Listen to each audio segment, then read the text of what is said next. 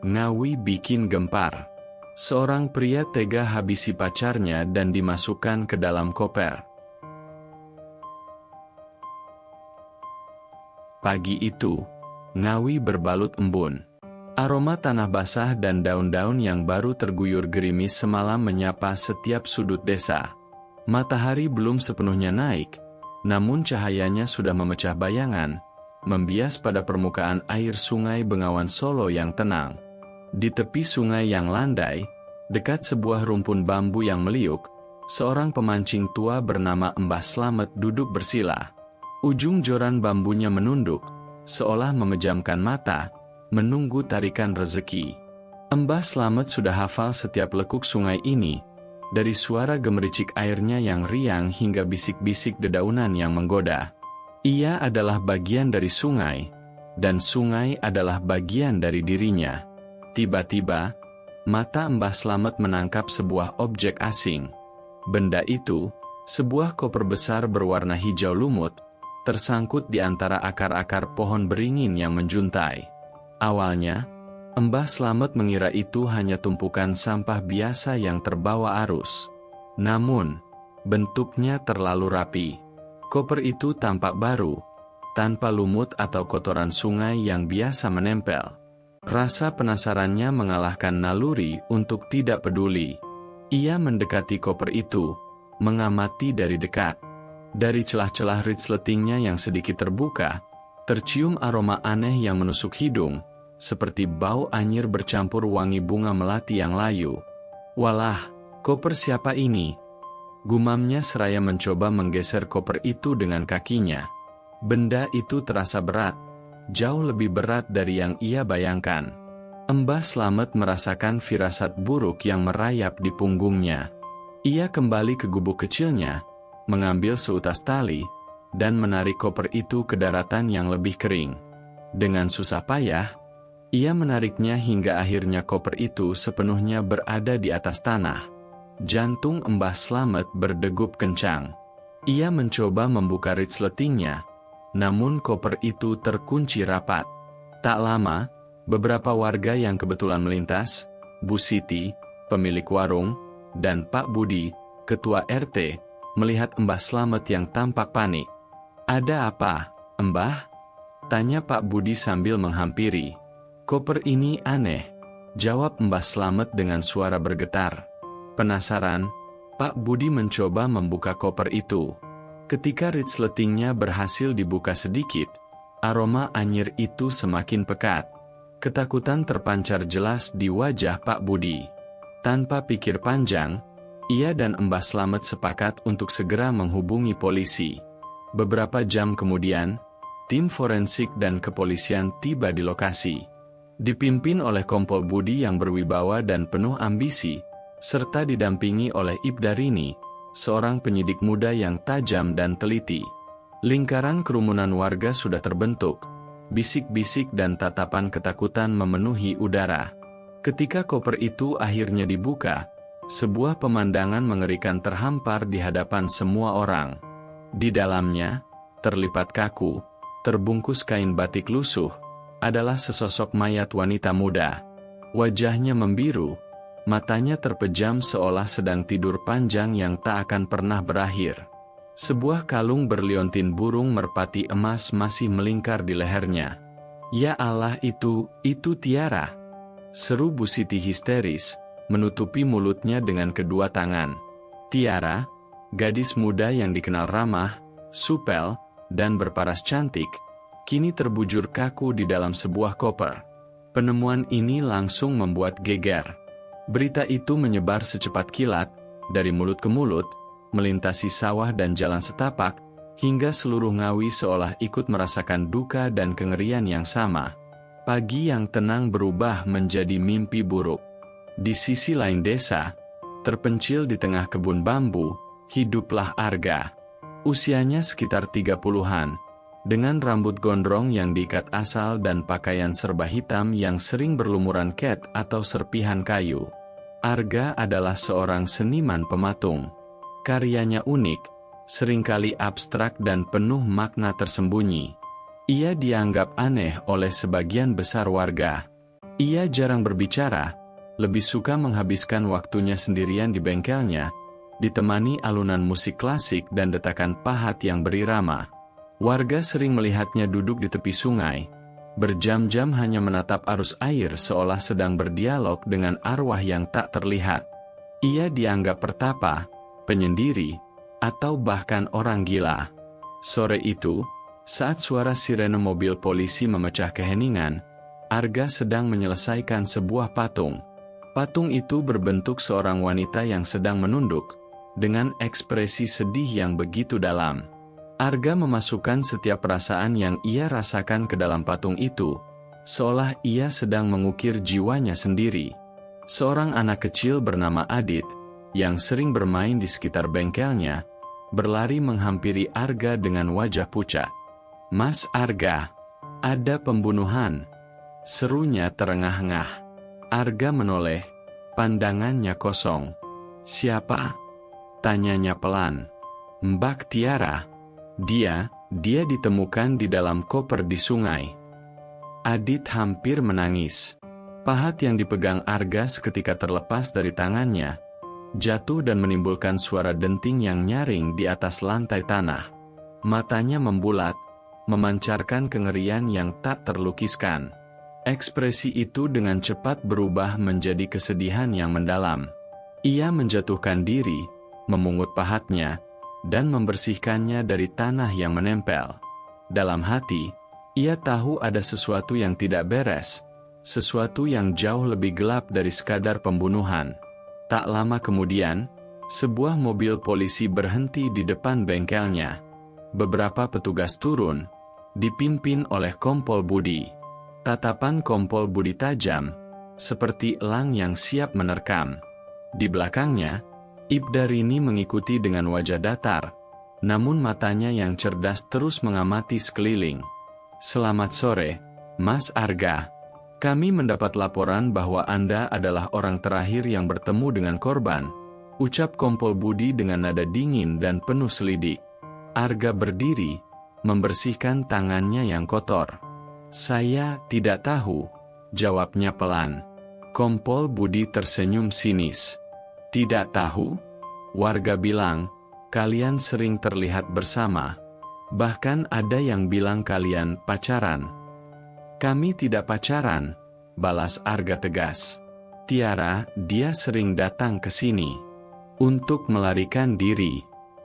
"Melarikan diri dari apa?" tanya Kompol Budi.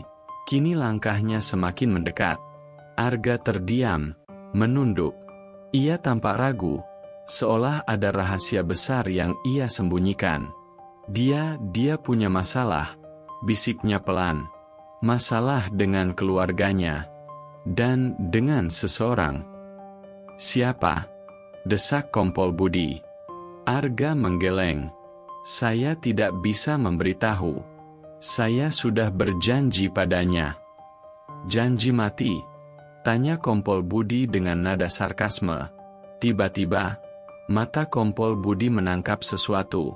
Di atas meja kerja Arga, tergeletak sebuah pahat berlumuran darah. Ia mendekat dan mengambilnya. "Pahat ini bekas darah siapa?" tanyanya, suaranya naik 1 oktav. "Bukan darah manusia," jawab Arga cepat. Saya memotong ayam tadi malam. Darahnya menempel di sana." "Ayam?" Kompol Budi tertawa sinis. "Ini jelas darah manusia. Dan kebetulan, ada sidik jari Anda di sini. Ini cukup untuk membawa Anda ke kantor." Ibda Rini, yang sedari tadi hanya mengamati, kini melangkah maju. Ia melihat pahat itu dari dekat, mengamati bercak darah yang tampak begitu jelas namun entah mengapa, terasa janggal. Seperti darah itu tidak mengering secara alami, melainkan sengaja dioleskan di sana. Ia melirik arah Arga, melihat tatapan mata pemuda itu yang penuh ketakutan, namun bukan ketakutan seorang pembunuh. Lebih seperti ketakutan seorang yang dijebak. "Kompol Budi, ini terlalu mudah," bisik Rini pelan. Namun Kompol Budi tidak mendengarkan. Ia sudah mengambil kesimpulan, dan bukti yang ditemukannya ini adalah tiket menuju promosi jabatan. Bawa dia, perintah Kompol Budi kepada anak buahnya. Dia adalah pelaku pembunuhan di Ngawi. Pria tega habisi pacarnya dan masukkan ke dalam koper. Arga tidak melawan saat tangannya diborgol. Ia hanya menatap patung wanita sedih yang belum selesai di bengkelnya.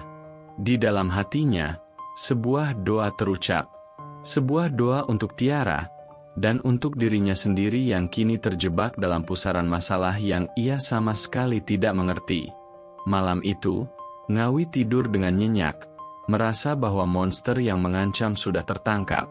Namun, Arga tahu, cerita ini baru saja dimulai, dan kebenaran yang sebenarnya masih tersembunyi di balik tirai gelap. Arga dan Rini, dua sosok yang memiliki keyakinan yang berbeda, kini akan berhadapan dengan sebuah konspirasi yang jauh lebih besar dari sekadar pembunuhan. Dan semua ini bermula dari sebuah koper hijau lumut yang terombang-ambing di tepi sungai Bengawan Solo. Jeruji besi terasa dingin, menusuk hingga ke tulang. Di balik kekosongan itu, Arga duduk menyendiri, merenungi nasibnya yang berubah 180 derajat dalam sekejap. Pagi yang biasanya diisi dengan dentingan pahat dan aroma kayu cendana, kini digantikan oleh suara kunci yang beradu dan bau apek ruang tahanan. Kepalanya masih berputar, membayangkan wajah Tiara yang selalu penuh senyum. Sulit baginya untuk menerima kenyataan bahwa gadis itu sudah tiada, apalagi dituduh sebagai pembunuhnya. Ia tidak membunuh Tiara. Ia justru rahasia itu kini menjadi beban yang teramat berat, menjeratnya dalam dilema yang tak berkesudahan. Kamu pikir kamu bisa diam saja? Suara Kompol Budi memecah keheningan, menggeser kursi di hadapan Arga dengan kasar. Kompol Budi duduk, tatapannya menusuk, seolah ingin mengupas setiap lapisan kebohongan yang ia duga ada di balik mata Arga. Semua bukti mengarah ke kamu. Pahat berlumuran darah, kesaksian warga, dan motif. Kamu cemburu, kan? Karena dia menolakmu. Arga mendongak, matanya bertemu dengan mata Kompol Budi. Saya sudah bilang, kami tidak pacaran. Kami teman. Tiara datang ke sini bukan untuk saya, tapi untuk melarikan diri. Melarikan diri dari apa? Dari siapa? Desak Kompol Budi, nada suaranya semakin tinggi. Kalau kamu tidak mau bicara, kami akan buktikan sendiri. Kami akan panggil semua orang yang mengenal Tiara. Di luar ruang interogasi, Ibda Rini berdiri, mendengarkan percakapan itu dari balik pintu kaca. Firasatnya sejak awal tidak pernah salah. Kasus ini terasa terlalu sederhana. Semua bukti terlalu sempurna, seolah ada seseorang yang sengaja menata panggungnya. Ia sudah mengecek pahat itu. Ya, memang ada darah manusia. Tapi mengapa hanya sedikit? Darah itu tidak meresap ke dalam kayu, melainkan hanya menempel di permukaan, seolah dioleskan. Dan bagaimana mungkin seorang pembunuh profesional akan meninggalkan barang bukti sepenting itu di tempat terbuka? Naluri Rini berteriak, ini bukan pembunuhan biasa. Ini adalah jebakan yang dirancang dengan cerdas. Rini tahu, ia tidak bisa mengandalkan Kompol Budi. Atasannya itu terlalu terobsesi dengan pengakuan Arga dan promosi jabatan. Rini harus bergerak sendiri. Ia memutuskan untuk menemui orang-orang terdekat Tiara, menggali informasi yang mungkin terlewatkan. Pilihan pertamanya adalah Lia, sahabat karib Tiara yang tinggal tak jauh dari rumah duka. Lia, yang wajahnya masih sembab karena tangis, menerima Rini dengan tatapan lelah. Saya tidak tahu harus mulai dari mana, Bu, ucapnya lirih. Tiara itu, dia seperti malaikat. Tidak mungkin ada yang tega menyakitinya. Saya tahu. Tapi setiap orang punya sisi lain yang tidak semua orang tahu, jawab Rini lembut, mencoba membangun kepercayaan. Apakah Tiara pernah cerita tentang masalahnya? Masalah yang membuatnya sering pergi ke bengkel Arga. Lia terdiam sejenak. Ia menghela napas panjang. Dia memang sering ke sana, tapi bukan karena pacaran. Tiara bilang, Mas Arga itu satu-satunya orang yang mengerti perasaannya. Dia bisa jadi diri sendiri di sana. Tiara bilang, Mas Arga bukan orang aneh. Dia itu. Lia menggantungkan kalimatnya, matanya berkaca-kaca. Dia itu orang yang terluka. Jadi dia bisa merasakan luka orang lain. Luka apa? Tanya Rini. Tiara bilang, Mas Arga pernah kehilangan seseorang yang sangat ia cintai. Jawab Lia. Sejak saat itu, dia jadi menutup diri. Tiara merasa punya kesamaan. Karena dia juga. Lia terdiam, air matanya tumpah. Dia juga sering merasa tertekan di rumah. Bukan dari keluarganya, tapi dari ayahnya. Rini mengerutkan kening. Ayahnya?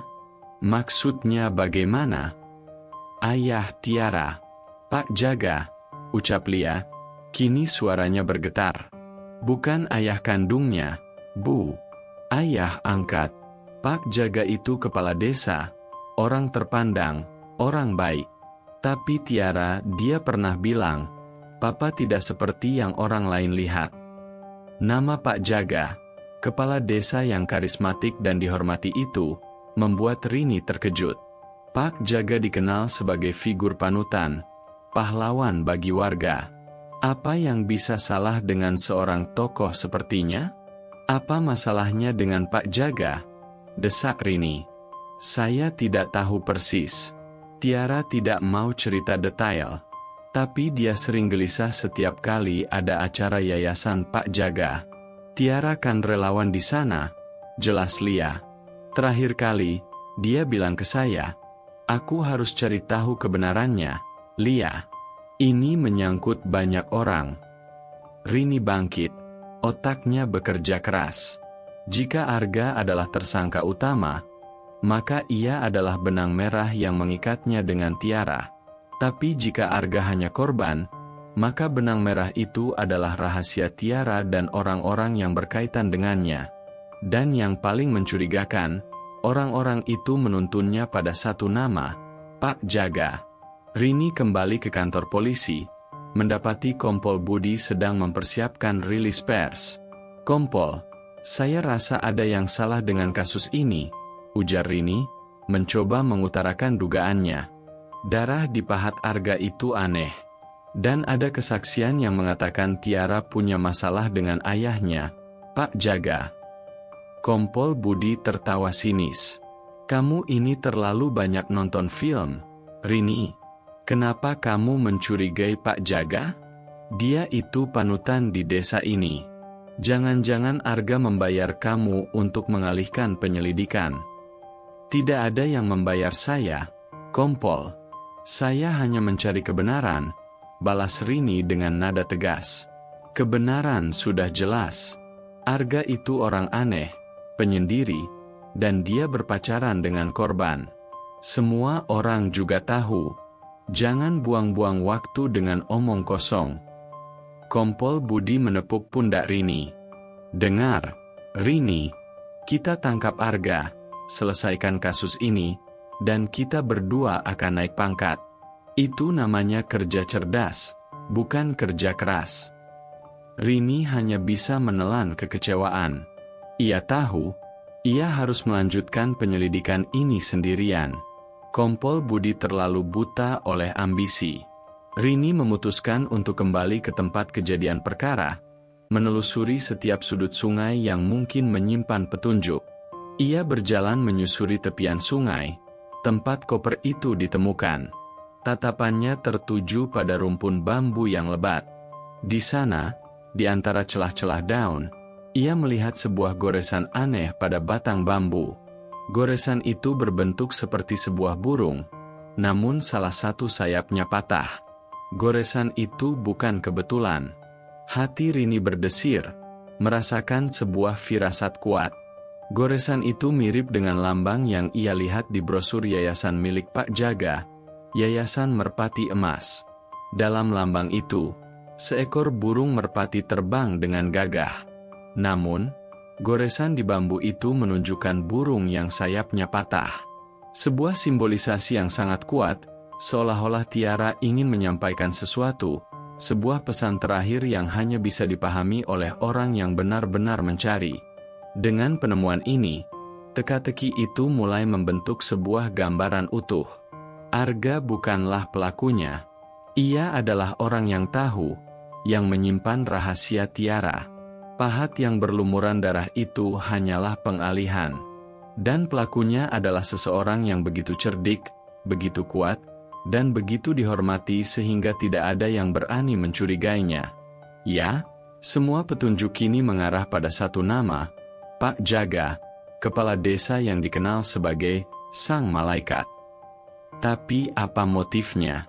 Dan bagaimana ia bisa menempatkan semua bukti itu dengan begitu sempurna? Rini merasakan beban yang luar biasa di pundaknya. Ia tidak hanya melawan seorang kriminal, tetapi juga melawan pandangan masyarakat yang sudah terlanjur menghakimi, melawan rekan-rekan kerjanya yang tidak percaya, dan melawan seorang tokoh yang dianggap pahlawan. Ia harus berhati-hati, setiap langkahnya harus cermat.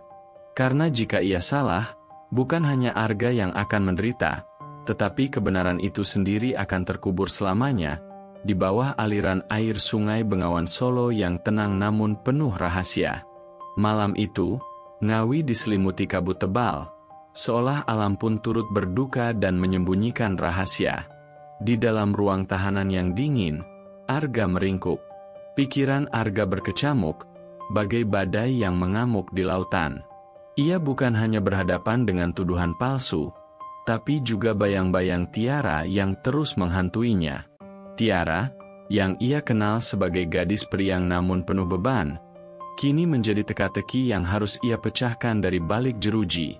Ia ingat betul percakapan terakhir mereka, di mana Tiara datang ke bengkelnya dengan wajah penuh ketakutan. "Ga, tolongin aku," bisik Tiara saat itu.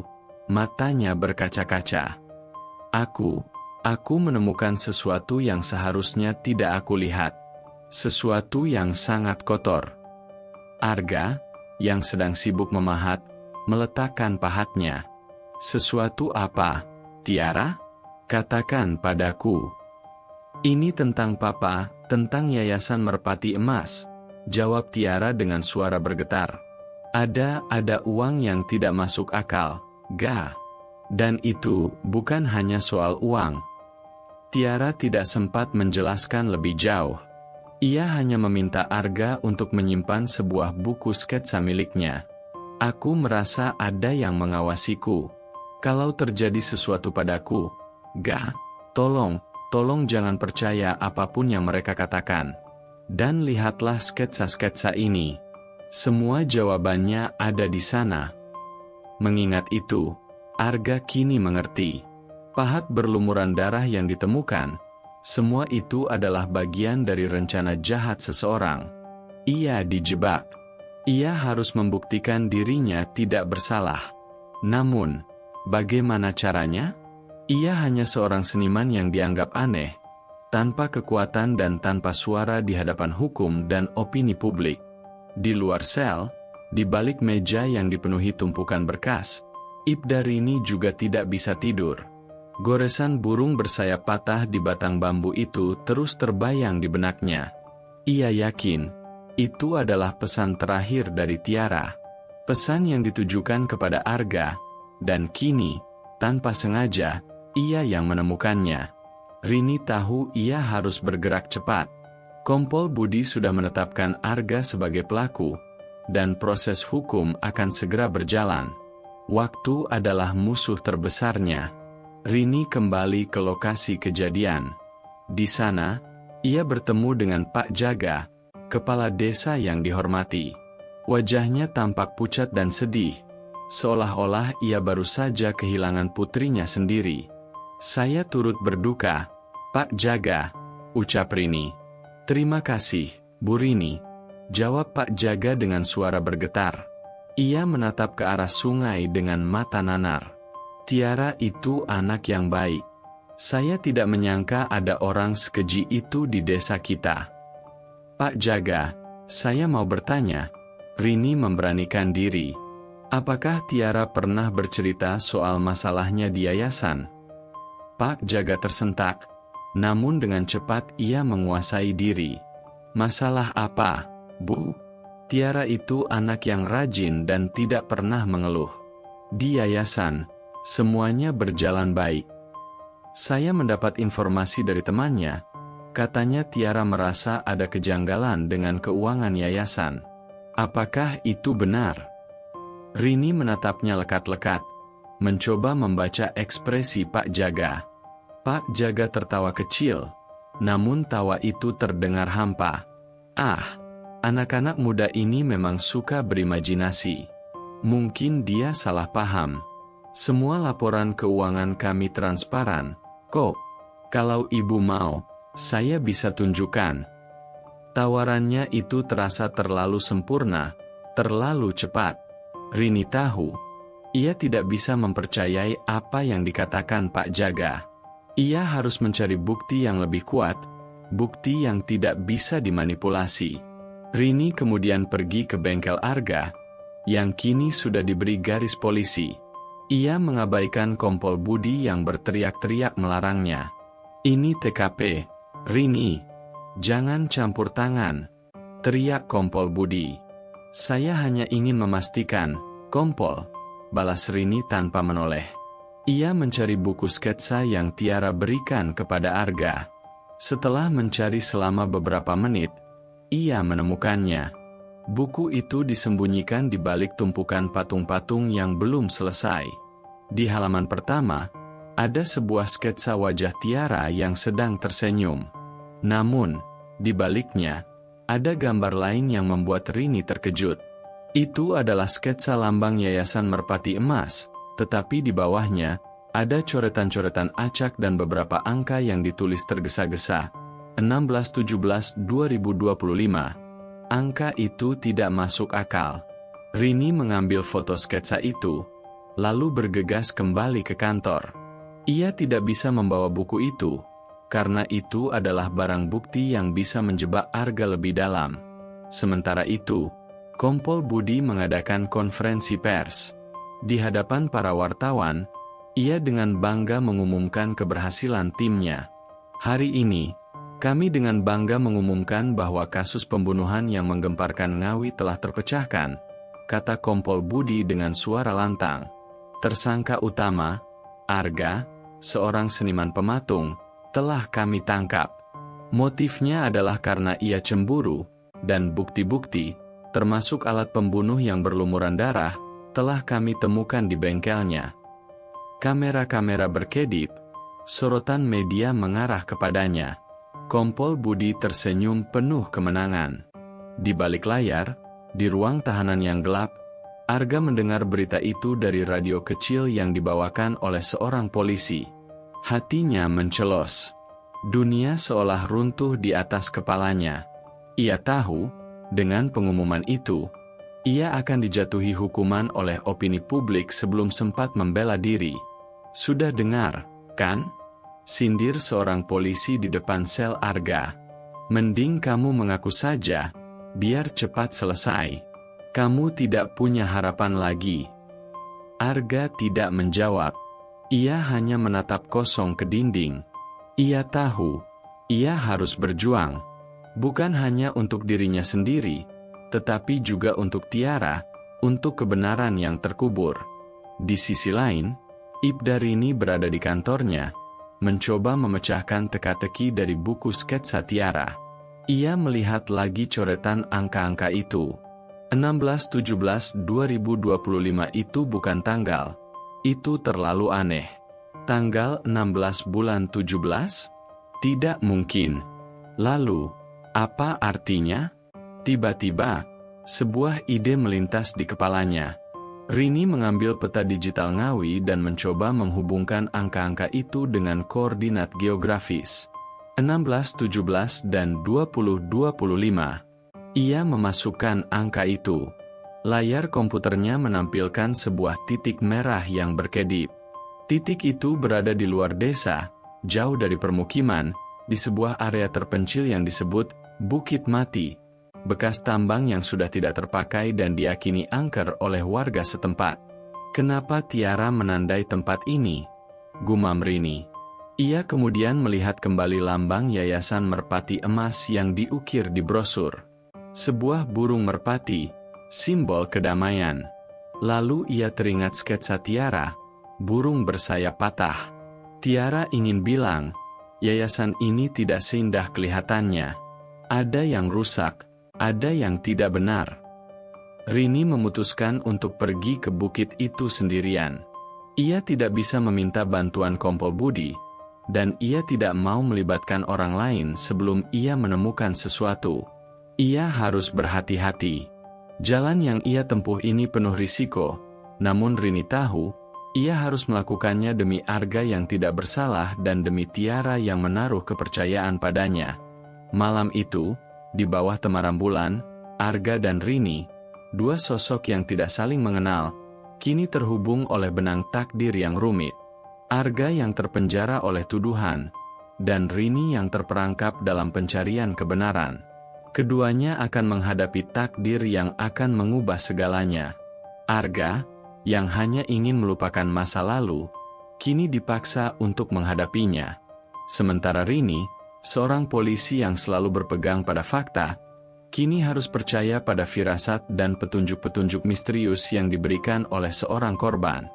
Dan di luar sana, Pak Jaga, dalang di balik layar, mengawasi setiap pergerakan mereka, yakin bahwa rencananya akan berjalan sempurna. Malam beranjak semakin dalam, dan kegelapan menelan desa Ngawi seutuhnya. Namun, di balik cahaya senter kecil, Ibda Rini menyusuri jalan setapak yang menanjak menuju Bukit Mati. Udara terasa dingin, dan suara jangkrik yang sahut-menahut seolah menjadi satu-satunya saksi bisu dari langkah nekatnya. Firasat yang ia rasakan begitu kuat, jauh melampaui logika dan prosedur kepolisian. Ia tidak membawa siapa-siapa, sengaja. Ia tahu, ada mata-mata di dalam institusi, dan ia tidak mau mengambil risiko. Semua yang ia lakukan kini adalah pertempuran seorang diri. Di dalam sel tahanan, Arga mencoba menenangkan pikirannya yang kacau. Ia tidak bisa berhenti memikirkan Tiara. Ia tahu, Tiara tidak pantas mendapatkan ini. Kepergian Tiara begitu menyakitkan, dan Arga merasa dirinya gagal melindunginya. Ia tahu betapa tertekannya Tiara setiap kali berbicara tentang yayasan milik ayah angkatnya. Tiara pernah berbisik, "Ini seperti sarang laba-laba, Ga. Semakin aku bergerak, semakin aku terjerat." Arga memejamkan mata, mencoba mengingat setiap detail percakapan mereka. "Aku tidak bisa cerita banyak. Aku takut papa tahu aku menyelidiki ini. Dia seperti tahu segalanya. Setiap langkahku diawasi." Percakapan itu kini terasa seperti potongan puzzle yang mulai membentuk gambaran utuh. Tiara tidak dibunuh karena cemburu, melainkan karena ia terlalu dekat dengan kebenaran yang mengerikan. Arga tahu, satu-satunya harapannya kini adalah buku sketsa yang ia sembunyikan. Ia berharap Ibda Rini, atau siapapun yang tulus, bisa menemukan buku itu dan memecahkan kode yang tersembunyi di dalamnya. Di sisi lain, di ruang interogasi, Kompol Budi sedang merayakan kemenangannya. Ia memberikan keterangan tambahan kepada media, meyakinkan bahwa kasus ini sudah rampung. Tersangka adalah seorang pria yang tertekan dan cemburu. Motivasi sangat jelas, katanya dengan percaya diri. Di mejanya, laporan kasus sudah tertutup rapi, siap untuk diajukan. Namun, di dalam lubuk hatinya, Kompol Budi merasakan sedikit kegelisahan. Sikap Ibda Rini yang mencurigai Pak Jagat terus mengganggunya.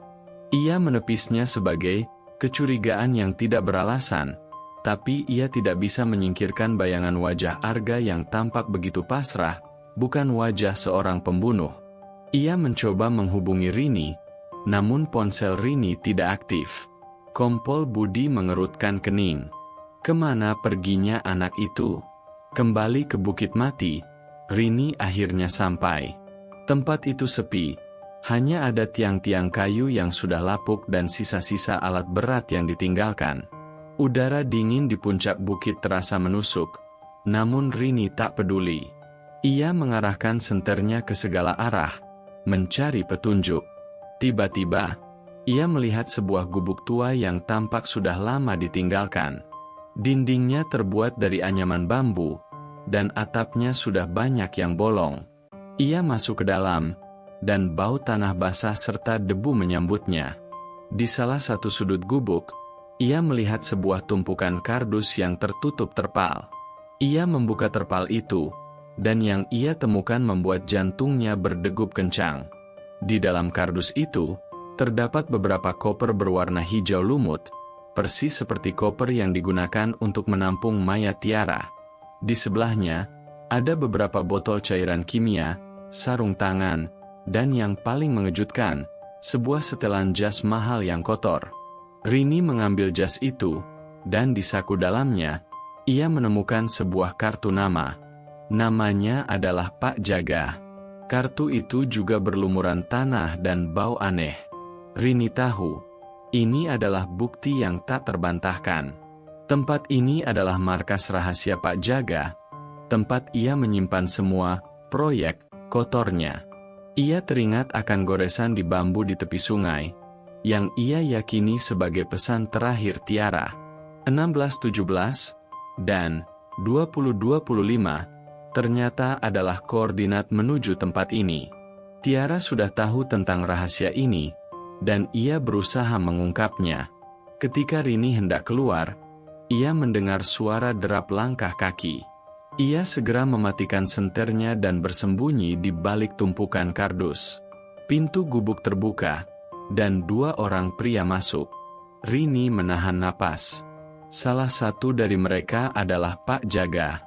Ia mengenakan setelan yang sama dengan jas yang Rini temukan, namun kini bersih dan rapi. Pria lain, yang tidak Rini kenali, mengikuti di belakangnya. "Apakah sudah aman, Jaga?" tanya pria itu dengan suara serak. "Sangat aman, Basuki," jawab Pak Jaga. "Polisi sudah menangkap orang bodoh itu. Tidak ada yang akan curiga pada kita." Rini terkejut. Pak Jaga berbicara dengan begitu santai, seolah pembunuhan yang ia lakukan hanyalah urusan bisnis biasa. Hati Rini bergejolak, marah dan jijik pada saat yang sama. "Aku tidak menyangka, bocah itu bisa menyelinap ke sana dan menemukan semua ini," gumam Pak Jaga sambil menunjuk tumpukan kardus. "Tapi untungnya, kita sudah menempatkan bukti palsu. Pahat milik si Arga itu, dan koper yang kita taruh di sungai. Semua orang bodoh itu akan mempercayainya." Rini diam-diam merekam percakapan mereka dengan ponselnya. Jantungnya berdebar kencang. Ia tahu ia sedang mempertaruhkan nyawanya. "Lalu, bagaimana dengan yang lainnya, Jaga? Apakah mereka sudah siap?" tanya Basuki. "Tentu saja. Minggu depan, kita akan mengirim koper-koper ini ke Surabaya. Barang-barang ini sangat mahal," jawab Pak Jaga dengan seringai lebar. "Tidak ada yang akan tahu kalau aku menggunakan yayasan amal untuk bisnis haram ini. Siapa yang akan curiga pada seorang kepala desa yang dermawan?" Rini merasakan mual. Barang-barang yang mereka maksud adalah organ manusia. Tiara bukan hanya mengetahui penyelewengan dana, tetapi juga praktik perdagangan organ yang keji di balik yayasan amal. Ia dibunuh bukan karena masalah sepele, tetapi karena ia menemukan rahasia yang mengancam jaringan kriminal besar. Rini akhirnya mengerti mengapa darah di pahat itu hanya sedikit. Itu hanya alat pengalihan yang cerdik.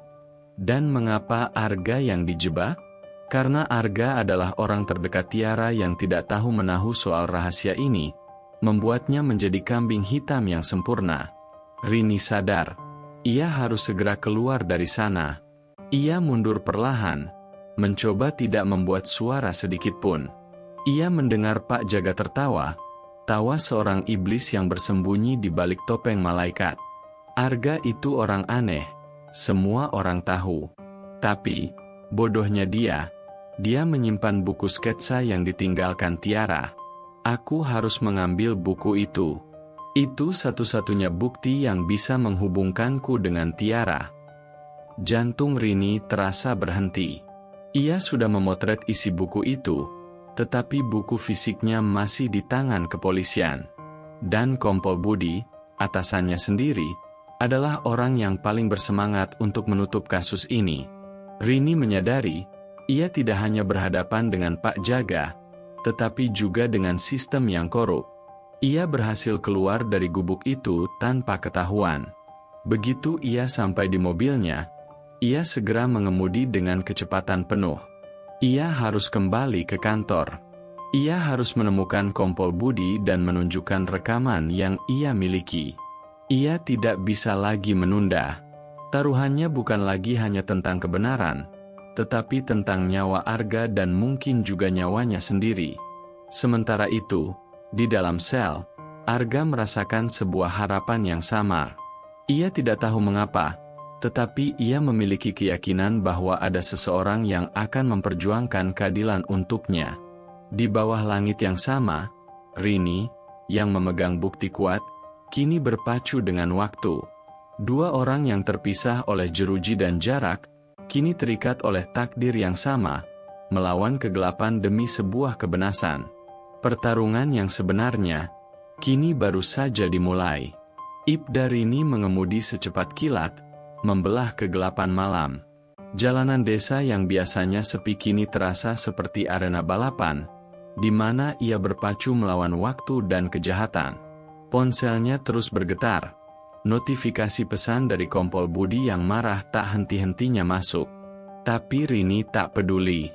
Rekaman suara yang ada di ponselnya adalah bukti yang akan mengguncang Ngawi. Bukti itu bukan hanya akan membebaskan Arga, tetapi juga akan menyeret nama besar seorang Pak Jaga dari singgasana kehormatannya. Tiba-tiba, sebuah mobil dari arah berlawanan muncul, lampunya menyilaukan. Rini membanting setir, mobilnya oleng, hampir menabrak pohon. Jantungnya berdebar kencang. Ia menyadari, ini bukan kebetulan.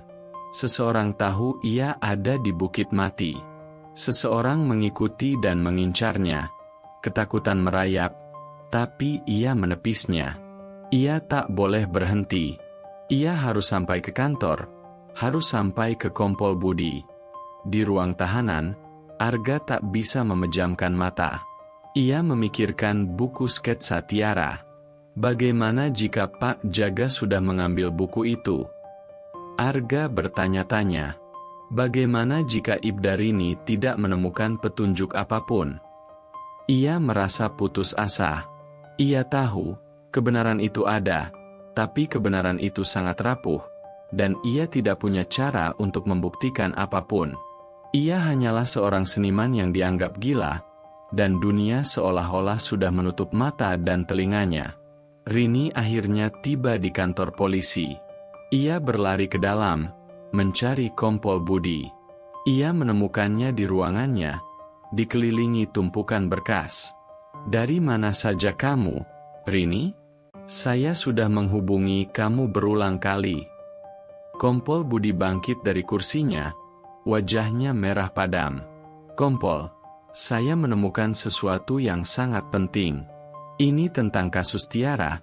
Rini terengah-engah, mencoba mengatur napasnya.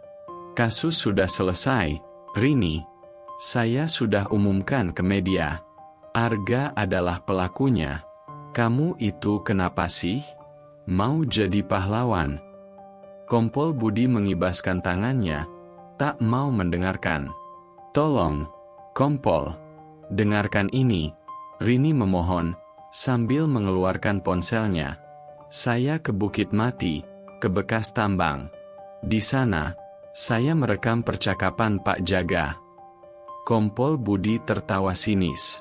Pak Jaga, jangan-jangan kamu sudah gila, Rini. Mau menjebak orang terhormat di desa ini. Rekaman ini adalah buktinya, Kompol. Rini bersikeras. Ia menekan tombol putar. Suara Pak Jaga yang sinis, yang sebelumnya terdengar di gubuk, kini memenuhi ruangan. Sangat aman, Basuki. Polisi sudah menangkap orang bodoh itu. Tidak ada yang akan curiga pada kita. Aku tidak menyangka, bocah itu bisa menyelinap ke sana dan menemukan semua ini. Tapi untungnya, kita sudah menempatkan bukti palsu. Pahat milik si Arga itu, dan koper yang kita taruh di sungai. Semua orang bodoh itu akan mempercayainya.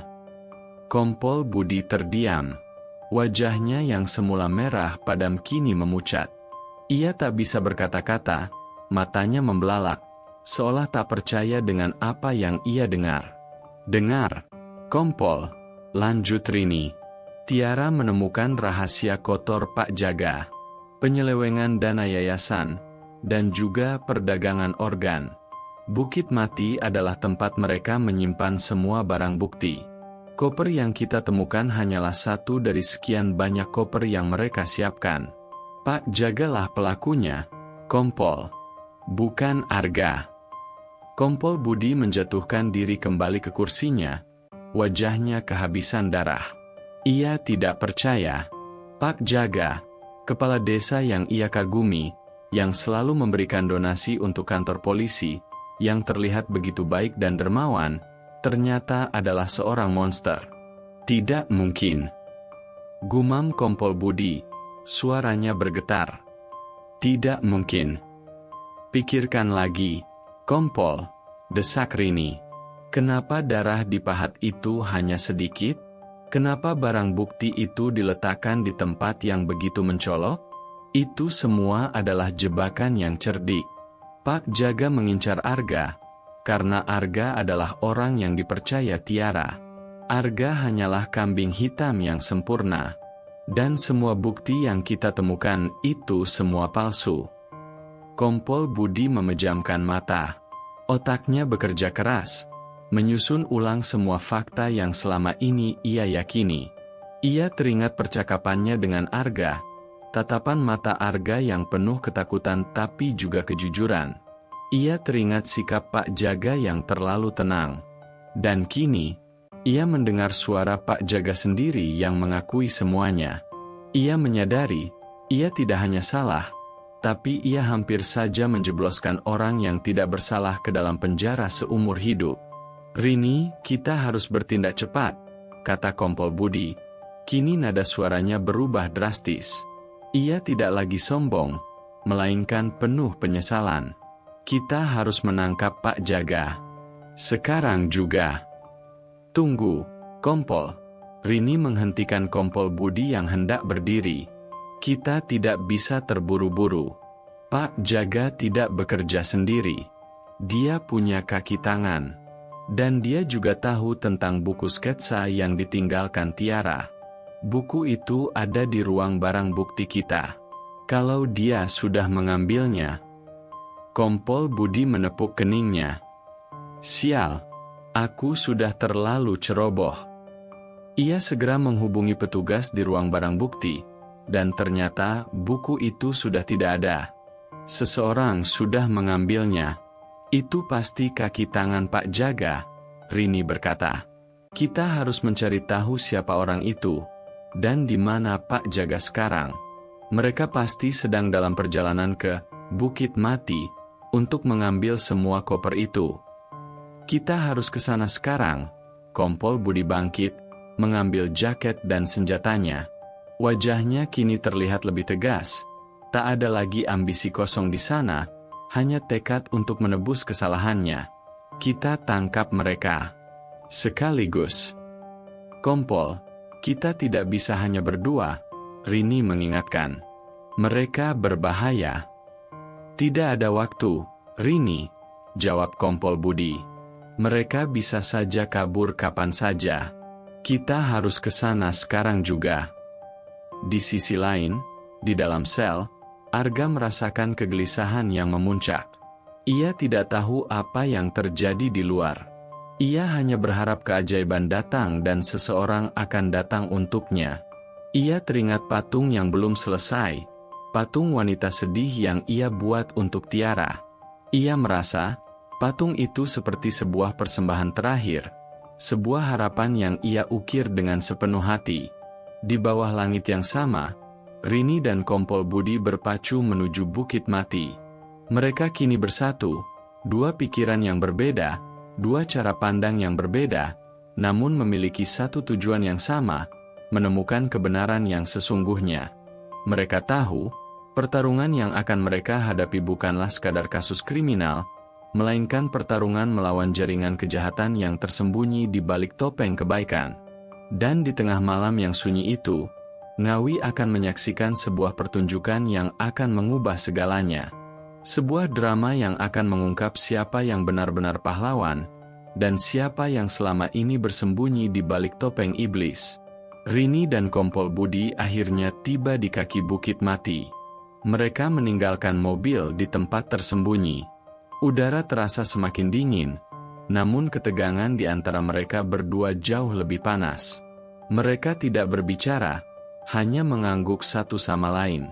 Tatapan Kompol Budi kini penuh dengan rasa hormat kepada Rini, seorang junior yang selama ini ia remehkan, yang ternyata jauh lebih tajam dan jujur darinya. Mereka menyusuri jalan setapak, mendaki bukit. Saat mereka mendekat, mereka melihat lampu mobil menyala di area tambang. "Mereka di sana," bisik Rini. Kompol Budi mengangguk. "Kita sergap mereka," katanya.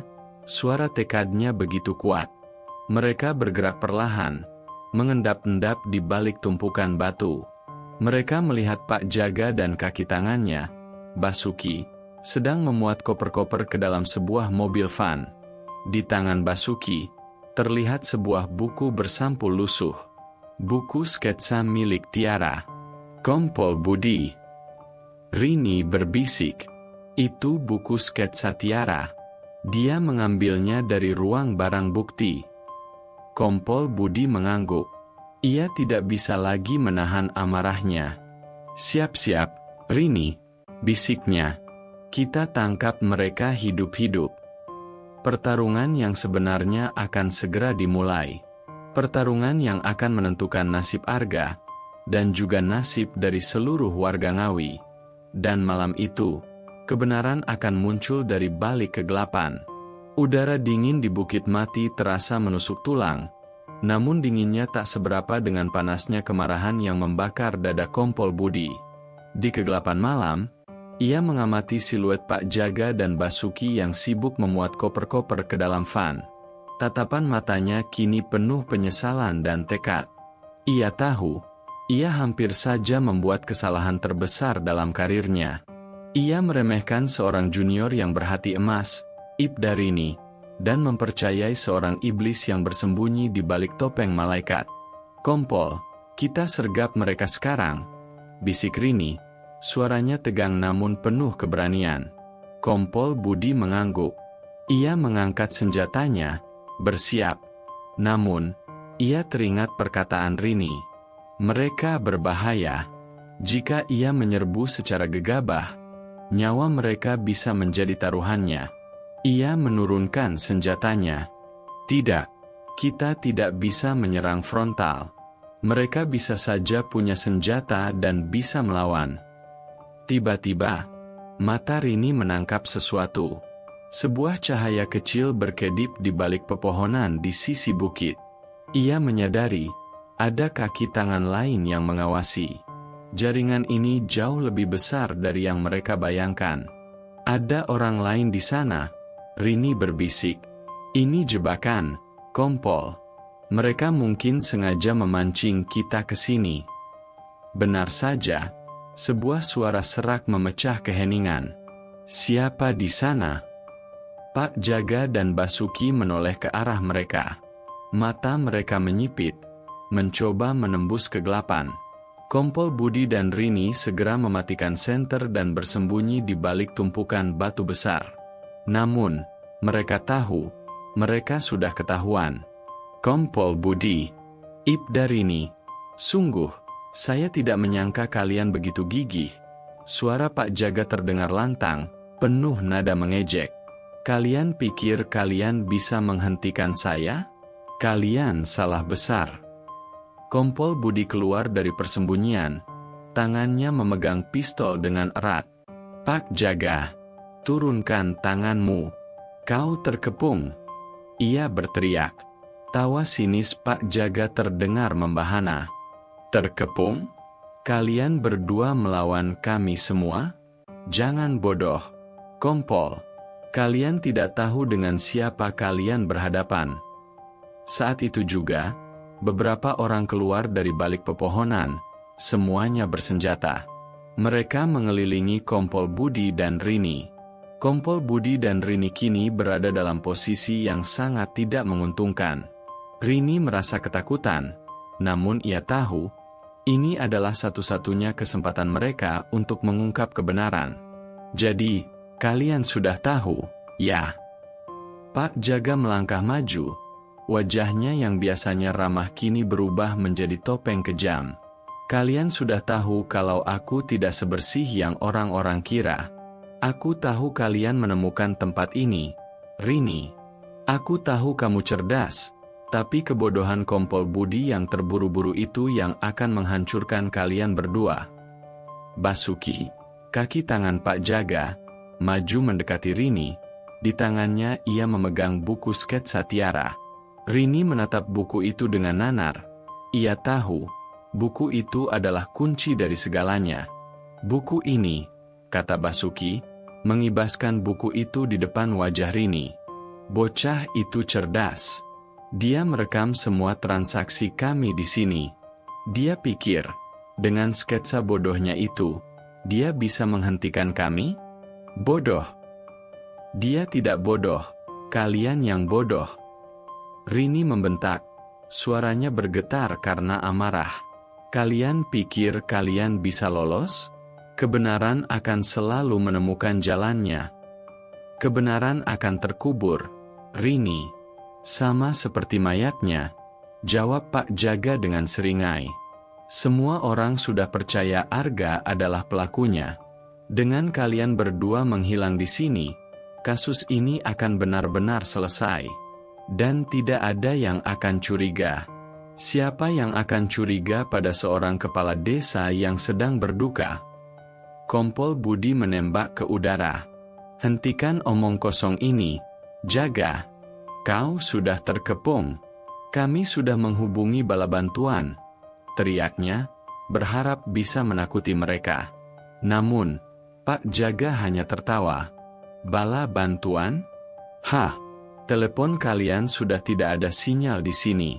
Dan jalanan sudah kami blokir. Kalian sendirian. Dan kalian akan mati sendirian. Tiba-tiba, suasana tegang itu berubah menjadi kekacauan.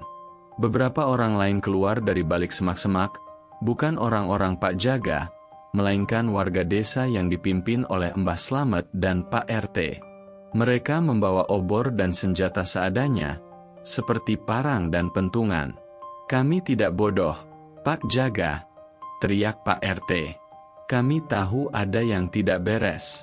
Kami mengikuti Rini dari jauh.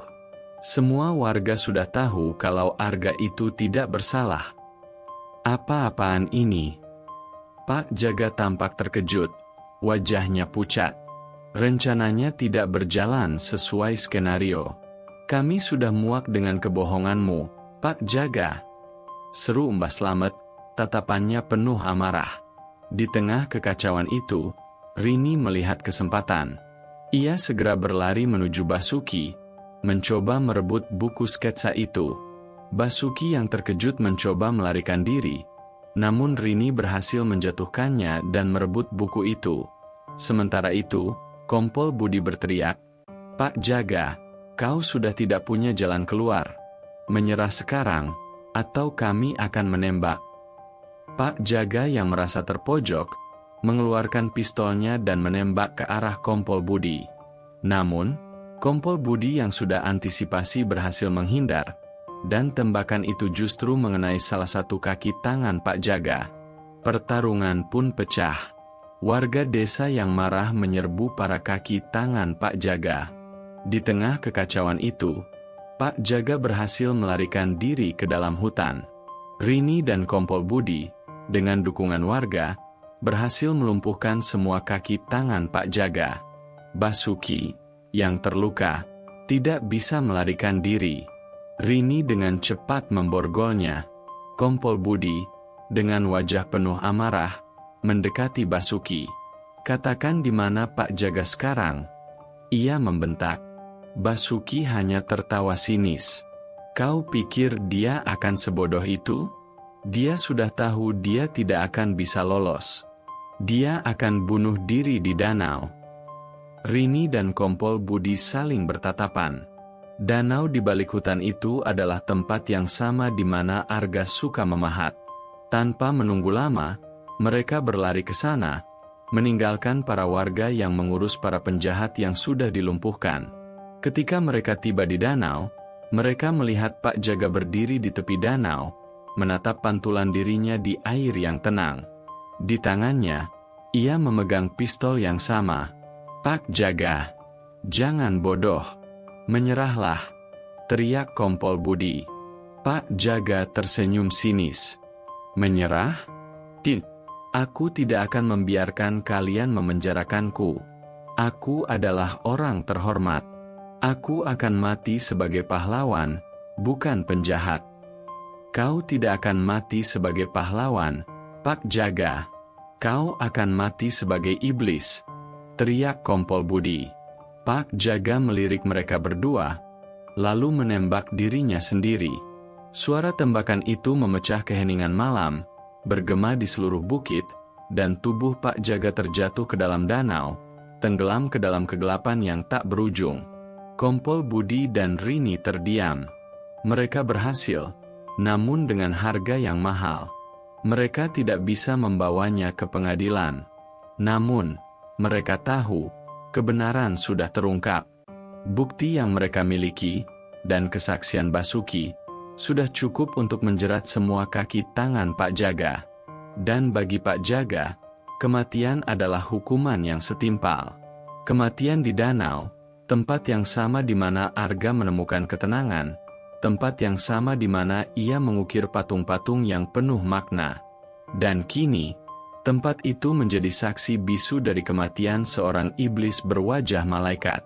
Di balik jeruji, Arga merasakan sebuah kelegaan yang aneh. Ia tidak tahu apa yang terjadi, namun ia merasakan bahwa kebenaran telah berpihak padanya. Ia memejamkan mata, memikirkan Tiara. Ia tahu, perjuangannya tidak sia-sia. Dan kini, ia tahu, sebuah babak baru dalam hidupnya akan segera dimulai. Babak di mana ia akan kembali menemukan kedamaian, dan kembali kepada pahatnya, untuk mengukir sebuah patung baru, patung kebenaran yang tak akan pernah bisa terkubur. Dini hari itu, Ngawi diselimuti ketenangan yang mencekam. Namun, di dalam kantor polisi, suasana terasa seperti badai yang baru saja reda. Kompol Budi dan Ibda Rini duduk berhadapan. Wajah mereka lelah namun lega. Di hadapan mereka, Basuki, kaki tangan Pak Jaga, tertunduk lesu. Semua bukti yang ditemukan di Bukit Mati, koper-koper kosong, sisa-sisa cairan kimia, dan yang paling penting, buku sketsa milik Tiara, menjadi saksi bisu dari kejahatan keji yang dilakukan oleh Pak Jaga. "Basuki, sekarang kau sudah tidak punya pilihan lain," kata Kompol Budi. Suaranya kini kembali berwibawa, namun diwarnai oleh nada penyesalan yang mendalam. "Pak Jaga sudah mati. Jaringan kalian sudah terputus. Jika kau mau mendapatkan hukuman yang lebih ringan, ceritakan semuanya. Apa yang sebenarnya terjadi dengan Tiara?" Basuki mengangkat kepalanya, matanya merah. Ia tahu, ia sudah kalah. Ia menelan ludah, dan mulai menceritakan semua yang ia tahu. "Kami tidak bermaksud membunuhnya. Dia tahu terlalu banyak." Pak Jaga panik. Basuki menceritakan bagaimana Tiara, sebagai relawan yayasan, tanpa sengaja menemukan data-data transaksi mencurigakan di komputer kantor. Ia bukan hanya menemukan penyelewengan dana, tetapi juga daftar nama dan alamat yang tidak masuk akal. Tiara, yang memiliki rasa ingin tahu tinggi, menelusuri nama-nama itu dan menyadari bahwa mereka semua adalah pasien-pasien yang baru saja menjalani transplantasi organ. Dia tahu kami menjual organ-organ ilegal. Dia bahkan sempat mengambil beberapa sampel darah dan dokumen dari klinik yang kami gunakan. Dia adalah ancaman terbesar bagi Pak Jaga, cerita Basuki, suaranya bergetar. Malam itu, Pak Jaga mengundang Tiara ke rumah, seolah-olah ingin membicarakan masalah yayasan. Tapi itu semua jebakan. Ketika Tiara tiba, kami sudah siap. Kami mencoba membungkamnya, tapi dia melawan. Dia melawan seperti singa yang terluka. Ia sempat melarikan diri, tapi Pak Jaga berhasil mencegatnya. "Apa yang terjadi setelah itu?" tanya Rini, suaranya tercekat. "Kami mencekik lehernya," kata Basuki, air mata mulai menggenang di matanya. "Pak Jaga yang melakukannya. Dia sangat marah. Setelah itu, kami memasukkannya ke dalam koper dan membuangnya di sungai. Tapi Pak Jaga ingin mengalihkan perhatian, jadi ia menghubungi Arga. Ia tahu Arga sering membuat patung, jadi dia mengambil pahat dan mengoleskannya dengan darah Tiara, lalu meninggalkannya di dekat rumah Arga. Dia juga meminta saya untuk memasukkan koper itu ke dalam mobil Arga, tapi Arga tidak ada. Jadi kami langsung membuang koper itu dan meninggalkan pahat di sana, dengan harapan Arga akan dituduh." Rini dan Kompol Budi saling bertatapan. Semua teka-teki kini terjawab. Pahat yang berlumuran darah, koper yang terbuang, semua itu adalah bagian dari skenario licik Pak Jaga untuk menjadikan Arga kambing hitam. Sementara itu, di dalam sel, Arga tertidur pulas. Ia bermimpi. Dalam mimpinya, ia melihat Tiara tersenyum, berterima kasih kepadanya. Ia merasakan sebuah kelegaan yang luar biasa, seolah beban berat yang selama ini ia pikul sudah terangkat. Pagi menjelang, matahari kembali menyinari Ngawi. Kompol Budi masuk ke dalam sel Arga, wajahnya penuh penyesalan. "Arga, maafkan saya," katanya, suaranya serak. "Kami sudah tahu semuanya. Kau tidak bersalah." Arga mendongak, matanya yang lelah menatap Kompol Budi. "Saya tahu, Kompol," jawabnya pelan. "Saya selalu tahu." Kompol Budi mengangguk. Ia mengeluarkan kunci, membuka gembok sel. "Kau bebas, Arga. Nama baikmu akan dipulihkan. Kami akan mengadakan konferensi pers dan mengumumkan kebenaran yang sesungguhnya." Arga berdiri, kakinya terasa lemas. Ia melangkah keluar dari sel, udara pagi yang segar menyapa wajahnya. Ia tidak lagi melihat dirinya sebagai seorang tersangka, melainkan sebagai orang yang selamat. Orang yang berhasil melewati badai. Beberapa jam kemudian, sebuah konferensi pers diadakan di depan kantor polisi. Dihadiri oleh seluruh media dan warga Ngawi.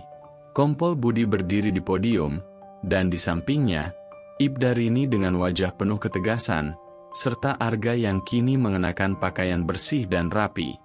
"Hadirin sekalian," Kompol Budi memulai, suaranya lantang namun bergetar. "Saya, sebagai perwakilan dari Kepolisian Ngawi, ingin meminta maaf sebesar-besarnya. Kami telah membuat kesalahan besar. Kami telah salah menuduh saudara Arga sebagai pelaku pembunuhan.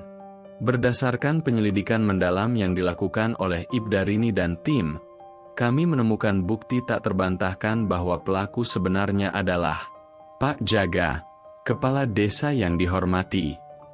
Seketika, bisik-bisik dan seruan terkejut memenuhi ruangan.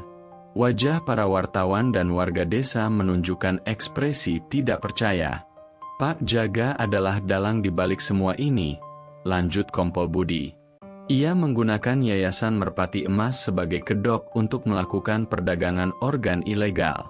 Ketika Tiara, korban, mengetahui rahasia ini, ia dibunuh. Pak Jaga menjebak Arga dengan cara yang cerdik, menaruh barang-barang bukti palsu dan mengarang cerita bohong. Namun, kebenaran tidak bisa disembunyikan.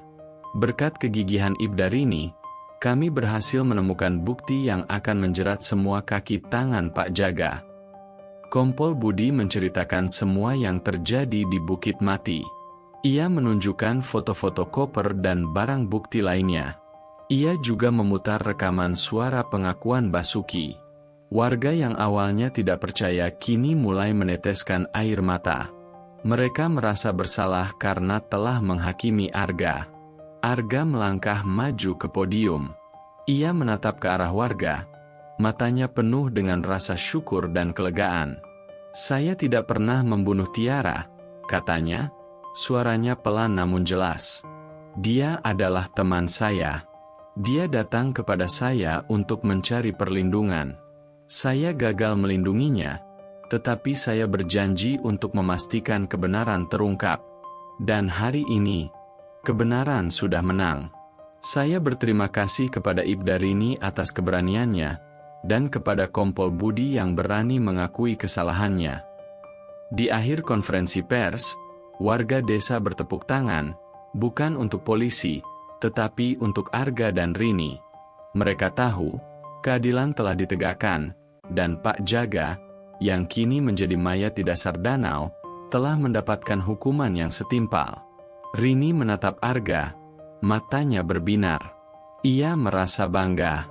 Ia tidak hanya berhasil memecahkan kasus, tetapi juga berhasil menyelamatkan nyawa dan reputasi seorang pria yang tidak bersalah. Malam itu, Arga kembali ke bengkelnya. Di sana, ia melihat patung wanita sedih yang belum selesai. Ia mengambil pahatnya dan mulai mengukir. Kali ini, bukan dengan amarah dan kesedihan, melainkan dengan ketenangan dan harapan. Ia akan menyelesaikan patung itu, patung yang akan menjadi monumen untuk Tiara dan monumen untuk kebenasan. Dan ia tahu, babak baru dalam hidupnya akan dimulai. Babak di mana ia akan hidup dengan damai, dengan hati yang bersih, dan dengan keyakinan bahwa keadilan akan selalu menemukan jalannya.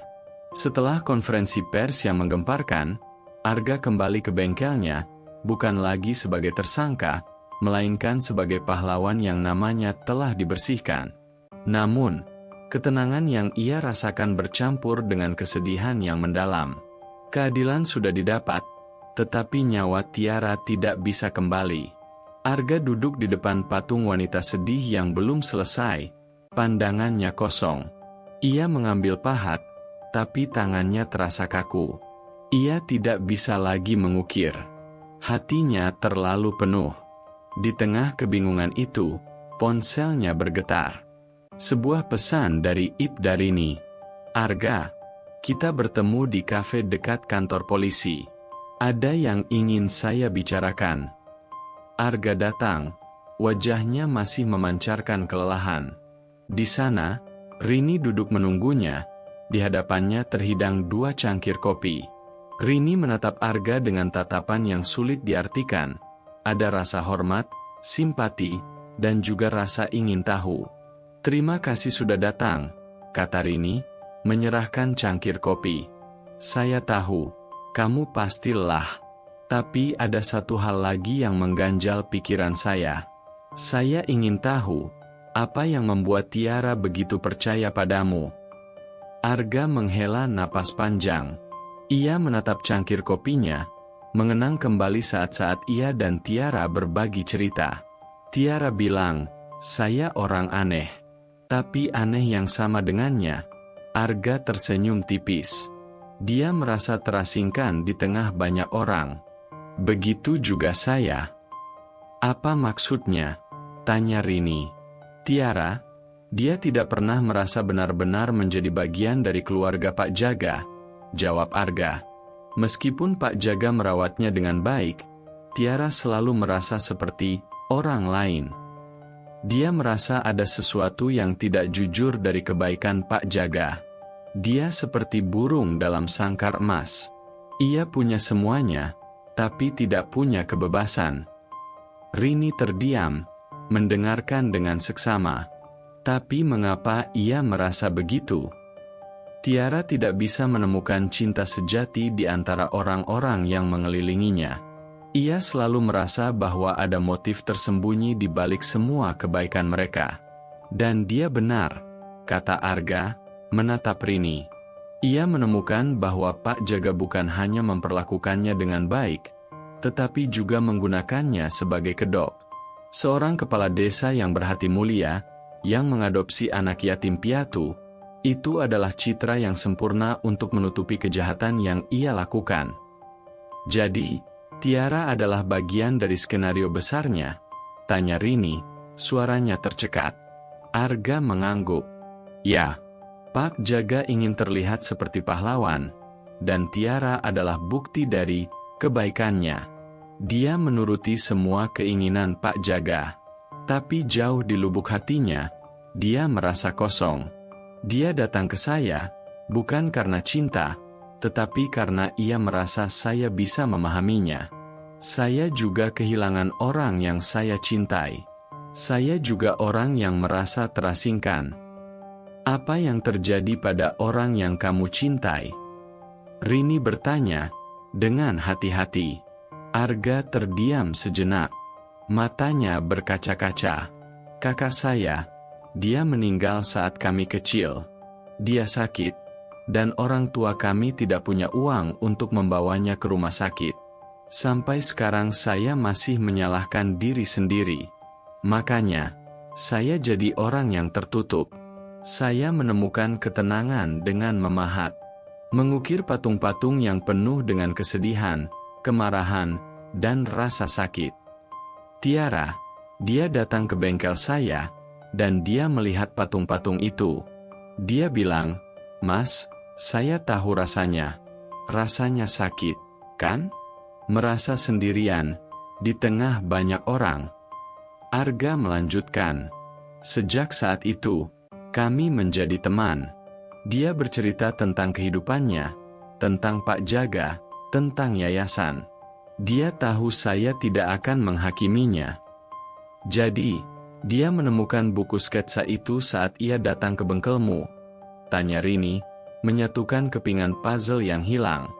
Ya, dia bilang, "Mas, aku punya rahasia yang tidak bisa aku ceritakan pada siapapun.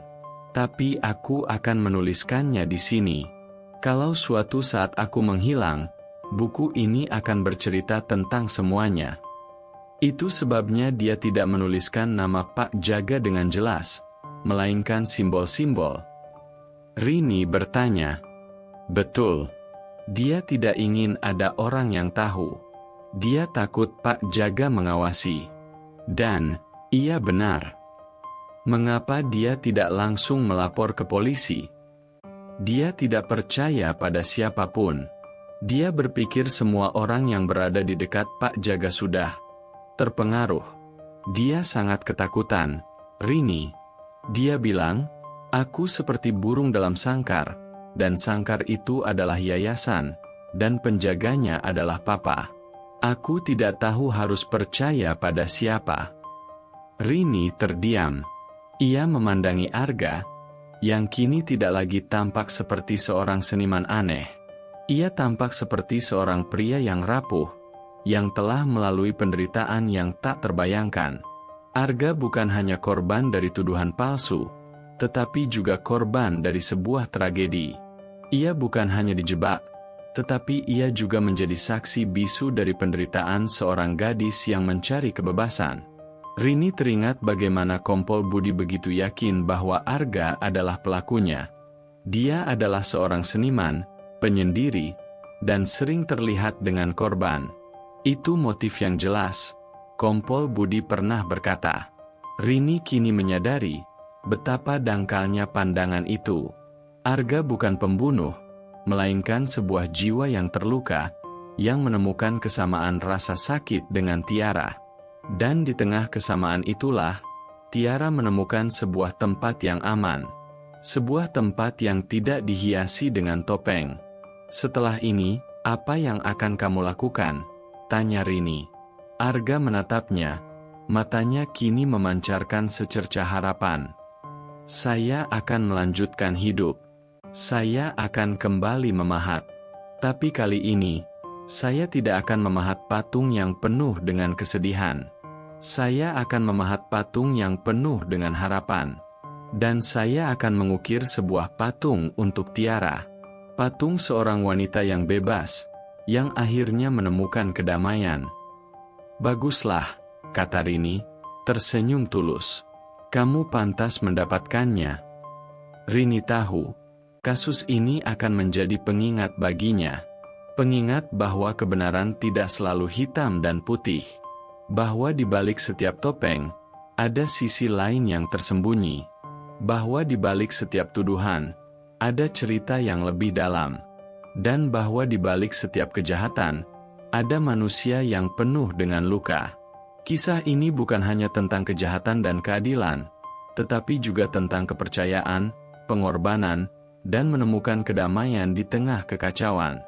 Di sisi lain, di ruang tahanan, Basuki duduk termenung. Ia tidak bisa melupakan tatapan mata Rini dan Kompol Budi.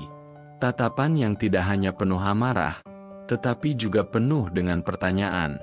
Ia tidak tahu mengapa ia menceritakan semuanya. Mungkin karena ia lelah bersembunyi. Mungkin karena ia ingin menebus dosanya. Ia tahu, kematian Pak Jaga tidak akan menghentikan keadilan. Karena ia akan menjadi saksi yang akan menjerat semua anggota jaringan mereka, satu persatu. Ia tahu, ia akan mendapatkan hukuman yang setimpal. Tetapi ia juga tahu, dengan memberikan kesaksian, ia telah melakukan satu-satunya hal yang benar dalam hidupnya. Ia telah memberikan keadilan bagi Tiara, dan ia telah memberikan Arga, dan dirinya sendiri, sebuah kesempatan kedua. Matahari pagi menyinari bengkel Arga, menerobos celah-celah dedaunan bambu dan menyentuh patung wanita sedih yang belum selesai. Pahat yang selama ini terasa kaku, kini terasa ringan di genggaman Arga. Ia teringat kembali percakapannya dengan Ibdarini di kafe, dan cerita yang ia bagikan. Arga kini tahu, kebenaran tidak hanya membebaskannya dari tuduhan, tetapi juga membebaskannya dari belenggu masa lalu. Ia tidak lagi merasa bersalah atas kematian kakaknya. Ia tidak lagi merasa sendirian. Ia tahu, di dunia ini, ada jiwa-jiwa lain yang memiliki luka yang sama, dan ada orang-orang seperti Rini yang berani memperjuangkan kebenaran. Arga mulai memahat. Setiap goresan yang ia ukir kini bukan lagi sebuah tangisan, melainkan sebuah doa. Sebuah doa untuk Tiara, untuk kebebasan yang tidak ia dapatkan di dunia ini, dan sebuah doa untuk dirinya sendiri, untuk masa depan yang lebih cerah. Patung wanita sedih itu kini perlahan-lahan berubah. Bibirnya yang semula tertutup rapat, kini melengkung sedikit, membentuk senyuman tipis. Tangannya yang semula mengepal, kini terbuka, seolah siap untuk menerima cahaya. Di kantor polisi, Kompol Budi memimpin timnya, dibantu oleh keterangan Basuki, untuk membongkar seluruh jaringan kriminal yang dipimpin oleh Pak Jaga. Mereka menemukan daftar nama dan alamat yang diberikan Basuki, yang mengarah pada penangkapan beberapa dokter, perawat, dan bahkan pejabat yang terlibat dalam perdagangan organ ilegal. Kasus ini, yang berawal dari penemuan mayat di koper, kini berkembang menjadi kasus besar yang melibatkan tokoh-tokoh terhormat. Ibdarini duduk di ruang kerjanya, melihat laporan demi laporan yang masuk. Ponselnya berdering. Nama yang tertera di layar membuatnya tersenyum. Kompol Budi. Rini, semua orang yang ada di daftar sudah kita tangkap. Kompol Budi berkata di ujung telepon, suaranya terdengar bangga. Aku tidak akan bisa melakukannya tanpamu. Kamu memang jauh lebih cerdas dariku. Kompol, kita melakukannya bersama. Rini membalas dengan rendah hati. Kita hanya berusaha melakukan apa yang benar. Ya, dan kebenaran itu pahit, Rini. Selama ini aku buta. Aku terlalu fokus pada ambisiku, sampai tidak melihat kejahatan yang tersembunyi di balik topeng, kebaikan. Tapi sekarang aku mengerti. Dan aku berterima kasih padamu. Kompol Budi menghela napas. Oh ya, aku hampir lupa. Ada satu hal lagi yang ingin aku berikan padamu. Beberapa jam kemudian, Kompol Budi datang ke ruang kerja Rini. Di tangannya, ia memegang sebuah kalung emas dengan liontin burung merpati. Rini mengenali liontin itu. Itu adalah liontin yang dipakai Tiara. Ini milik Tiara, bisik Rini, matanya berkaca-kaca. Ya, kami menemukannya saat mengambil mayatnya, Kompol Budi menjelaskan. Mungkin kamu bisa memberikannya pada Arga. Dia adalah orang terdekat Tiara. Aku yakin dia akan senang menerimanya. Rini mengambil kalung itu. Liontin merpati emas itu terasa dingin di tangannya. Ia mengangguk. Tatapannya penuh rasa haru. Terima kasih, Kompol. Rini tahu, kalung ini adalah simbol. Simbol dari seorang gadis yang mencari kebebasan, yang akhirnya menemukan kedamaian, meskipun dengan cara yang tragis. Kalung ini adalah pengingat bahwa kebenaran selalu ada, menunggu untuk ditemukan. Sore harinya, Rini pergi ke bengkel Arga. Ia melihat Arga sedang serius memahat, wajahnya kini terlihat lebih tenang. Patung wanita itu sudah hampir selesai. Patung itu kini tersenyum. Arga menoleh, dan senyum tulus terpancar di wajahnya. Rini, sapanya, ada apa? Rini tersenyum. Ia tidak menjawab, melainkan mengeluarkan kalung itu dan menunjukkannya kepada Arga. Mata Arga membulat. Ia mengenali kalung itu. Ia meletakkan pahatnya, dan mengambil kalung itu dari tangan Rini. Jari-jarinya menyentuh liontin merpati emas itu. Air mata mengalir di pipinya.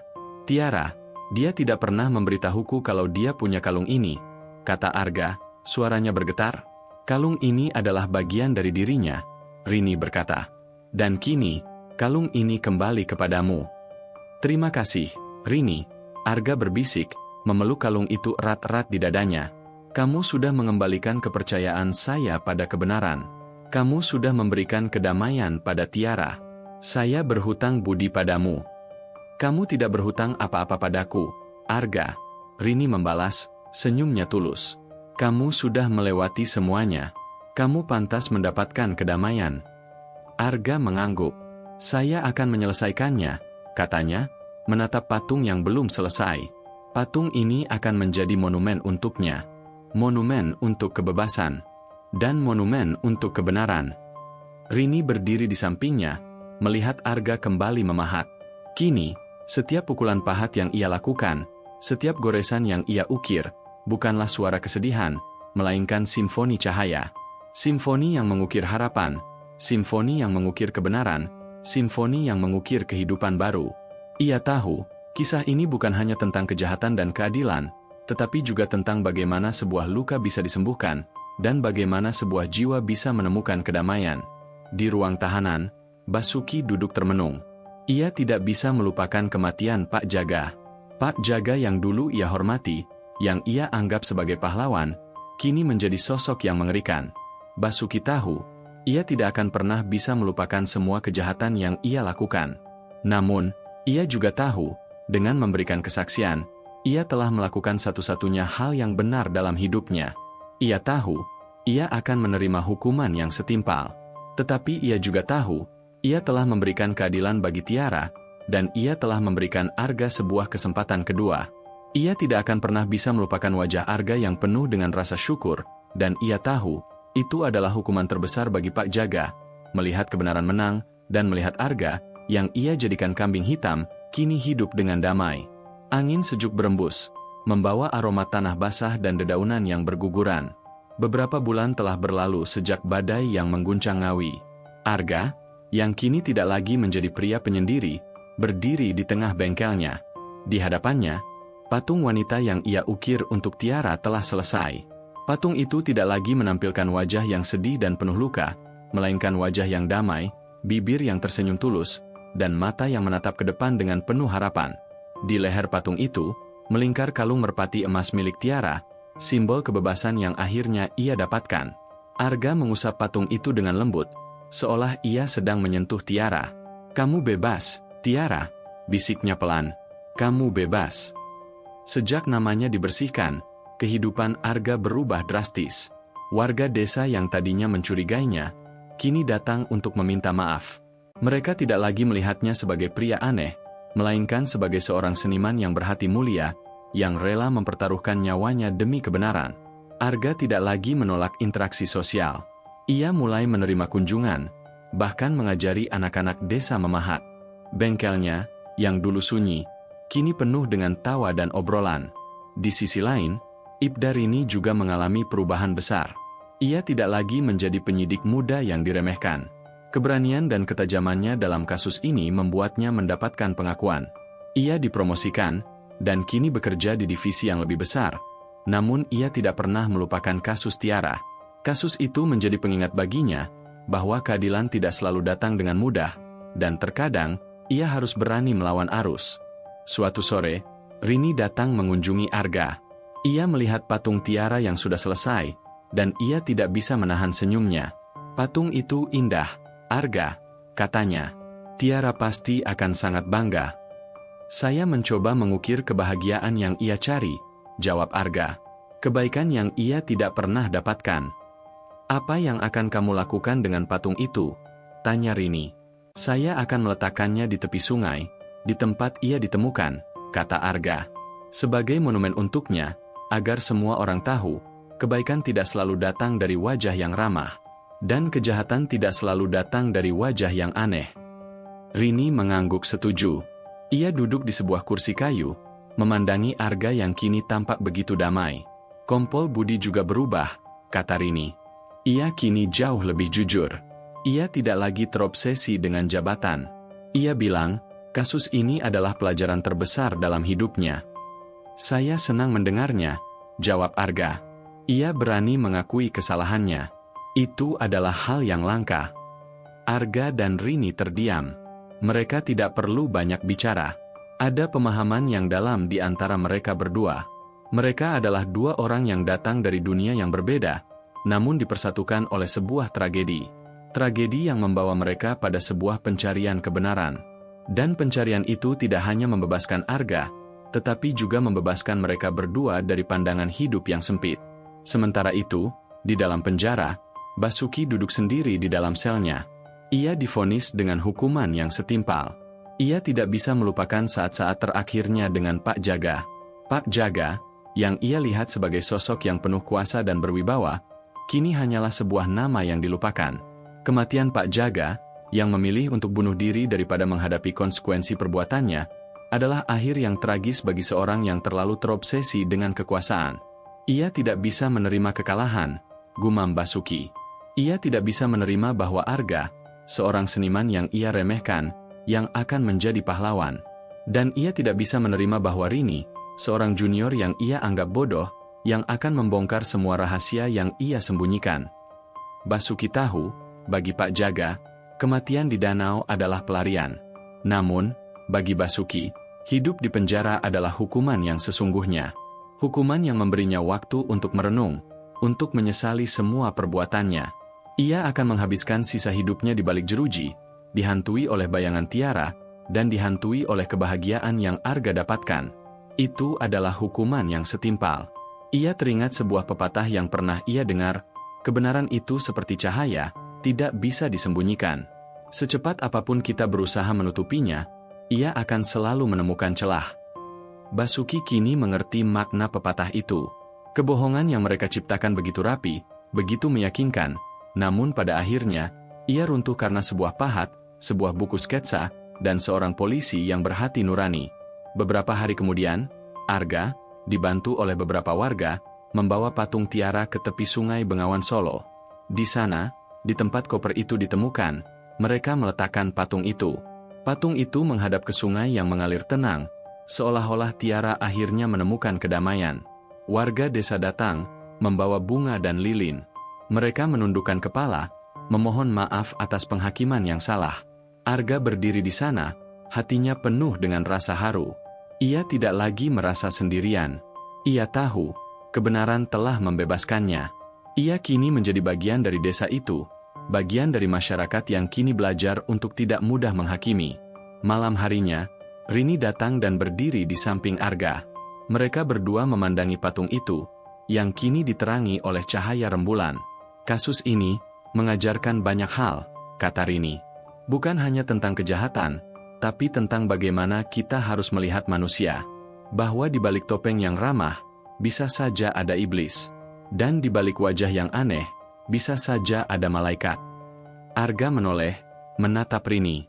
Ia tidak berkata apa-apa, namun matanya memancarkan sebuah rasa terima kasih yang mendalam. Ia tahu, Rini telah memberikan segalanya untuknya. Ia tahu, ia telah menemukan seorang teman, seorang pahlawan, seorang yang berani memperjuangkan kebenaran. Arga dan Rini berdiri berdampingan di bawah cahaya bulan.